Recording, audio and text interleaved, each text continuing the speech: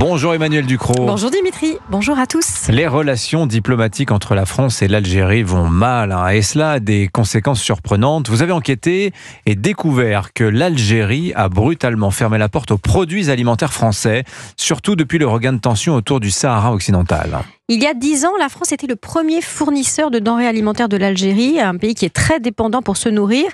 Il y a un peu moins de 3 ans, en 2022, la France était encore le deuxième pourvoyeur d'alimentation. On expédiait pour 1,3 milliard d'euros de produits agroalimentaires, surtout des céréales, des bovins vivants, des produits laitiers, du sucre, de la biscuiterie ou des conserves. Eh bien, en 2023, les exportations ont été brutalement divisées par 2 et en 2024, c'est la chute libre. L'Algérie a délibérément sorti la France des principaux marchés après la déclaration d'Emmanuel Macron sur le Sahara occidental en juillet au Maroc. Alors, ce constat d'un effondrement de nos exportations vers l'Algérie est particulièrement vrai pour les céréales. Oui, en 2018, la France fournissait à l'Algérie 5,4 millions de tonnes de grains, soit 80 à 90% de ses besoins. En 2024, ça aura été sans doute, parce qu'on n'a pas encore la totalité des chiffres, 400 000 tonnes, des volumes divisés par 13. Ah oui. Et en 2025, les professionnels s'attendent à ce que ce soit zéro. Rien du tout. Rien. Oui. Mais ça veut dire que l'Algérie va se fournir ailleurs. Oui. C'est maintenant la Russie qui fournit à 90% les besoins en blé de l'Algérie. L'Algérie s'est précipitée dans les bras de Vladimir Poutine. Comment ça ? Eh bien, les céréaliers français n'en sont pas revenus. Ils ont assisté à une chose qui n'arrive jamais sur le marché des céréales. En Algérie, c'est l'État qui achète le blé, c'est un monopole.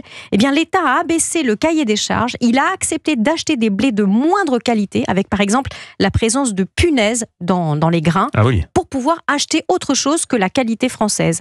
Les vendeurs de céréales ont été brutalement écartés. On ne leur répond plus au téléphone. On a brutalement cessé de recevoir des commandes dans les bureaux français. Il n'y a pas que les céréaliers qui ont vécu cette situation. Non, c'est la même chose pour les vendeurs de bétail.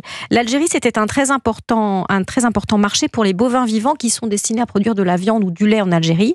En 2022, la filière française en avait vendu pour 167 millions d'euros. En 2024, rien du tout. C'est fini. Et même chose pour les produits laitiers. Oui, c'était un des segments qui avait bien résisté à la lente dégradation des échanges commerciaux entre la France et l'Algérie. Là aussi, c'est en train de s'arrêter. Les exportations de lait en poudre et de fromage ont baissé d'un quart entre janvier et novembre 2024 par rapport à 2023. Un des principaux fournisseurs de l'Algérie, c'est maintenant la Nouvelle-Zélande. Alors, ce boycott qui ne dit pas son nom, parce que rien n'est officiel, rien n'est dit très clairement, ça ne tient pas du hasard, bien sûr. Non, c'est totalement délibéré. Ce sont des rétorsions au conflit géopolitique. Les acteurs agricoles et alimentaires auxquels j'ai parlé me racontent tous la même chose. Des tracasseries administratives sans fin qui se sont multipliées. Les logiciels officiels des douanes qui tombent en panne. Des ordres qui viennent d'en haut pour ne plus travailler avec la France, les sociétés françaises et celles qui ont des intérêts français. La diplomatie par l'assiette est elle aussi cassée. Voilà, et ce sont des révélations qu'Emmanuel Ducrot vous fait ce matin sur l'antenne d'Europe 1. Merci beaucoup Emmanuel, bonne journée à vous. 8h50.